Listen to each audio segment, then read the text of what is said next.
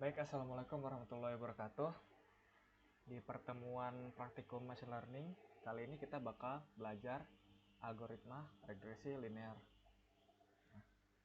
Ini ada pendahuluannya, nanti kalian bisa baca-baca aja pendahuluannya, nanti bakal dikasih. Lalu ini ada perbandingan antara korelasi dengan regresi. Nah, lalu kita masuk ke definisi dari regresi linearnya itu sendiri. Jadi, regresi linear itu adalah suatu pendekatan yang memodelkan hubungan antar dua variabel hasil observasi dengan membangun persamaan linear yang merupakan representasi terbaik dari data observasi tersebut. Jadi di regresi linear sederhana itu ada dua ya variabelnya. Nah, variabel pertama itu disebut prediktor atau independent variabelnya, dan variabel kedua itu disebut response atau dependent variabelnya. Nah, ini ada penggunaan analisis dari regresi linear itu pertama deskripsi. Ya, hasil analisis regresi itu dapat dipergunakan untuk menguraikan perilaku data secara aktual. Lalu ada pengendalian atau kontrol. Hasil analisis regresi dapat digunakan untuk pengendalian respons dengan mengatur prediktornya. Lalu itu ada prediksi atau estimasi. Itu hasil analisis regresi dapat digunakan untuk menduga perilaku data pada masa mendatang.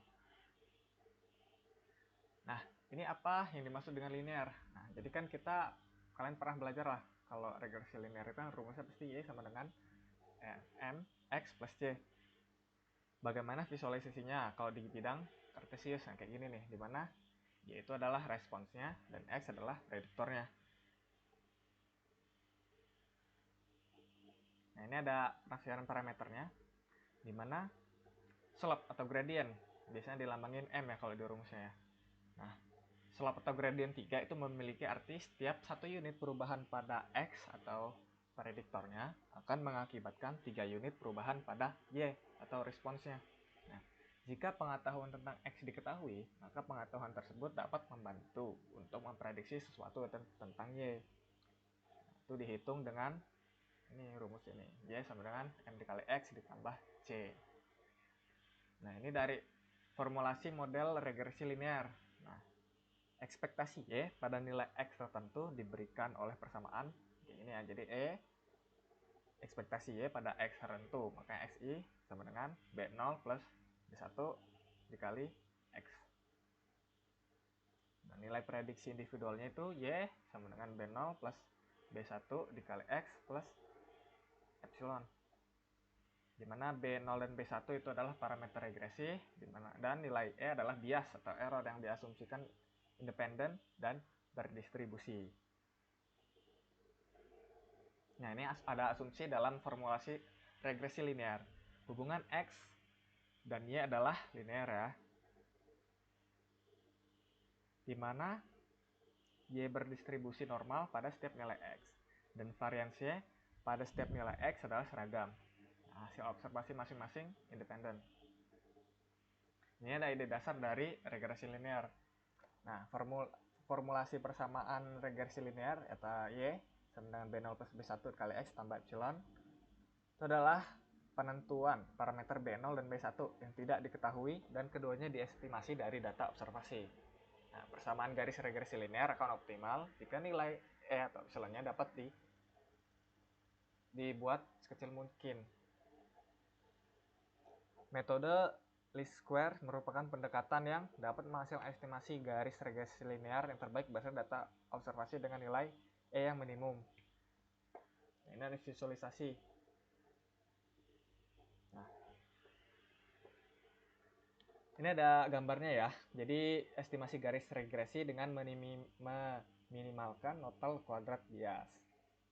Jadi kan di sini ada rumusnya ya. Jadi Y itu observasi, Y itu ada dua ya. Jadi di sini ada observasi sama prediksi. Di mana selisih antara prediksi sama observasi Y itu bakal kita jadiin ini epsilon atau bias atau error untuk nilai Y pada X tertentu. Jadi pada X tertentu itu ada biasnya. Ini ada persamaan garis regresi ya. Jadi estimasi Y itu sama dengan B0 plus B1 dikali X. Dimana itu ada I-nya itu berarti pada observasi I. Mana B0 ini ada intercept, B1 ini ada slope atau gradient, nilai ini ada nilai X. Nah, ini least square ini kita nyari ini apa? Metode least square ini meminimumkan kuadrat bias yang dihitung berdasarkan selisih Y dan Y prediksi. Nah, ini ada formulanya untuk parameter. Dengan menggunakan kalkulus diperoleh rumus untuk perhitungan parameter garis regresi. Ini bisa kalian lihat ya. Pasti familiar kalau kalian udah pernah belajar di statistika ya. Nah, ini kan jadi B1 ini panjang ya. Tahu B1 itu bisa dicari dari R atau korelasi dikali S itu standar deviasi dari Y dibagi standar deviasi dari X. Dan dimana B0-nya itu nilai Y prediksi dikurang B1 dikurang ini rata-rata deh. Y rata-rata dikurang dari B1 dikali X rata-ratanya.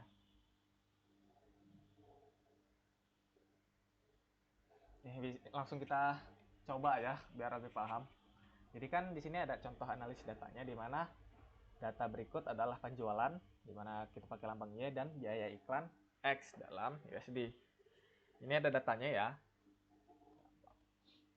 Ini hasil perhitungannya dengan menggunakan formulasi yang sudah diuraikan diperoleh hasil sebagai berikut. Ini kalian tahu lah, jadi N-nya kan 10, jadi jumlah datanya ini ada 10.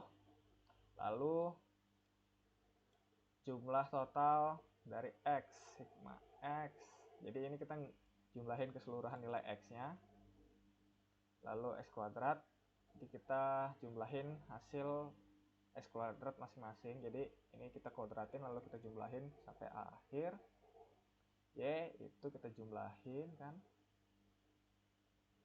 Y ini kita jumlahin keseluruhannya. Dan ini itu hasil penjumlahan dari perkalian Y dan X. Jadi kita Y dikali X. Misalnya ini Y1 X1. Jadi Y1 dikali X1 ditambah Y2 dikali X2 dan seterusnya. Nah, ini kita pakai rumus yang di kanan ya. Yang di kanan ini. Jadi N-nya kan 10, jadi kita masukin aja. N-nya 10, sigma X-nya segini. Lalu dikurang 564 dikali 14.365 dari sini. Dibagi 10 dikali ini hasil penjumlahan X kuadratnya. Lalu kita kurangi dengan kuadrat dari ini. Kita dapat hasilnya 10,8. Dimana B0-nya itu kan kita nih seperti ini ya. Jadi nilai rata-rata dari Y-nya segini dikurang dari 10. 10,8 itu kan dari sini ya, B1-nya. Dikali dengan nilai rata-rata dari X-nya. Ini kan dibagi 10 aja berarti ya. Nih. Dari sini ini dibagi 10. Dari sini dibagi 10. Hasilnya segini. Jadi B0-nya kita dapat 828 sama B1-nya itu 10,8. Nah, dengan informasi tersebut kita mendapatkan Y sama dengan 828 ditambah 10,8 kali X, atau dalam konteks data ini kita dapat penjualan sama dengan 828 ditambah 10,8-nya dari iklan. Nah, makna persamaan regresinya itu jika iklan dinaikkan sebesar 1, atau dalam konteks ini kan $1. Jadi jika iklan itu dinaikkan sebesar $1, maka penjualan akan naik sebesar $10,8. Nah, kurang lebih gitu. Nanti kalau kalian mau baca-baca lagi, ini ada referensi yang lain. Ini saya juga udah baca. Nanti bakal ditaruh aja di deskripsi. Lalu kita masuk ke praktikumnya ya. Ke codingan ya, seperti biasa. Nanti bakal ada dikasih modulnya. Kalian tinggal ngikutin aja. Jadi samalah kayak biasanya. Pertama kita import library dulu kayak biasa. Ada pandas, ada numpy, ada pplot. Lalu ada ini kita pakai sklearnya di linear model, ada linear regression. Nah, ini kita lanjut ke datasetnya. Datasetnya ini kalau kalian lihat ini sama kayak data yang ini ya. Nih, jadi kita sekalian ngecek apakah perhitungan kita ini, kan ini ngitung manual ya, itu sama kayak apa yang dihitung sama modelnya di Python ini. Jadi datanya kalau kalian ini sama ya, sama, saya udah cek juga sama kok. Nah selanjutnya ini cuman ini ngeplot aja, jadi apa, data ini kita taruh ke bidang kartesius, kita plotting aja. Jadi kayak gini, dimana ada x sama y ya. Nah di pre-processingnya ini, karena ini kan datanya udah kita bikin sendiri ya, jadi cuman di reshape aja, diubah bentuknya.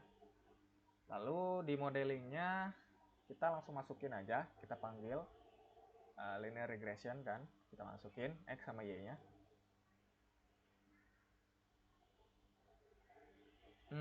Dan ini plottingnya ya, plotting kayak gini. Jadi garisnya itu dari prediksi dari model ngepredik x. Jadi kita ngepredik y-pred-nya tuh, ya hasil prediksinya itu kita pakai dari model di mana model ini kan kita predik dari x nya. Hasilnya kayak gini.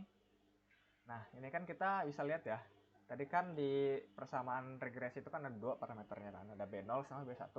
Ini B0 itu intercept, B1 di sini sebutannya koefisien kalau di sini ya. Jadi kita dapatkan B0-nya 828 dan B1-nya itu 10,8. Kalau kita lihat sama ya, B1-nya 10,8, B0-nya 828. Jadi benar ya, sama. Ini sama aja, cuman buat ngeplotting lagi. Nah ini untuk evaluasinya kan, kita pakai linear regression itu tinggal manggil fungsi score, terus kita masukin aja nilai x sama y nya, dapat nilainya 0,7. Begitu kurang lebih. Kayaknya nggak ada yang mau ditambahin lagi.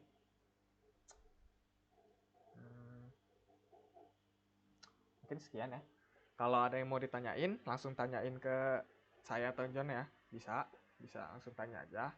Dan untuk modul, materi, dan referensi lain itu nanti bakal ditaruh di deskripsi. Bisa dicek kalau kalian mau baca-baca. Jangan lupa untuk absen nanti bakal dikabarin ya gimana. Di grup itu bakal dikabarin. Mungkin sekian ya. Kayaknya kalau nggak ada yang tambah lagi, sekian. Terima kasih atas perhatiannya. Saya ucapkan terima kasih. Assalamualaikum warahmatullahi wabarakatuh.